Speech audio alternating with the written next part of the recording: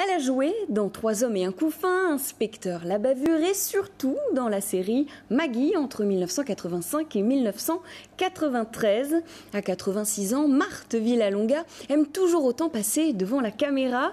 L'actrice est d'ailleurs en train de travailler sur un nouveau projet de court-métrage, un film qui devrait se tourner en Loir-et-Cher, à Villeurviers, près de Romorantin. Le reportage d'Hélène Chaplet. Villeurviers, 486 habitants, une église, une mairie et une invitée de marque à la maison de retraite ce lundi après-midi. La célèbre actrice Marthe Villalonga était en repérage au sein de cette EHPAD privée pour un futur court-métrage. Elle devrait interpréter Jeannette, une mamie qui doit quitter son habitation du Loir-et-Cher pour intégrer une maison de retraite parisienne. Les scènes seront tournées ici. La chambre d'une résidente sera même mise à disposition le temps du tournage. L'occasion d'aborder le déracinement lié à la fin de vie.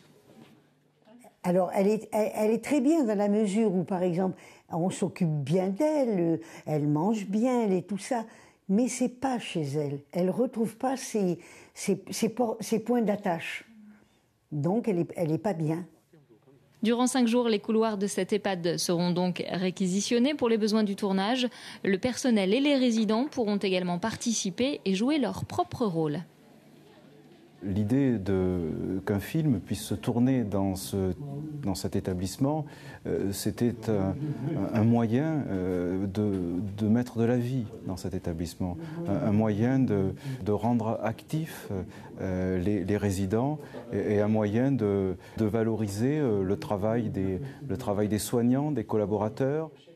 À l'origine de ce projet, Lorraine Thomas, l'actrice a vu son grand-père dépérir après avoir été placée en institution à Contrecœur. À travers le personnage de Jeannette, elle tient à lui rendre hommage. Je lui dédie ce film justement pour qu'on se pose à un moment donné et qu'on réfléchisse à ce que ça représente pour un être humain d'être séparé du jour au lendemain de tout ce qui a fait sa vie pendant plus de 70 ans. Il reste encore à trouver les fonds pour réaliser ce film de 20 minutes, tourné en partie en Loir-et-Cher. 210 000 € de budget sont nécessaires. La région et le département vont être sollicités.